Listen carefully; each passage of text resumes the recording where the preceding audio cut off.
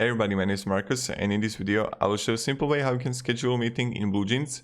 So what you want to do is just be in BlueJeans dashboard, and right here just click here schedule meeting. You want to add a meeting title, like I don't know.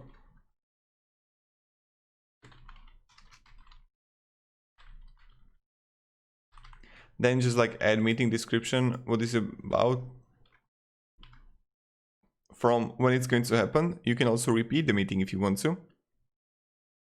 And then like you invite participants right here.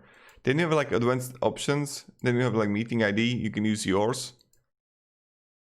And yeah, you can edit your meeting settings if you want to, like mute participants on entry and stuff like that. You can see right here, disable chat messaging, like turn off participants video on entry. I recommend like doing these. So if your meeting already started and you're speaking with someone, I would recommend like mute participants on entry, so when they join, it's not going to be too like loud, you know. And then just like schedule meeting here,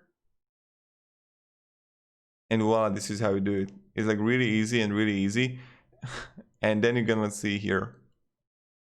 So yeah, thank you very much and have a great day and goodbye.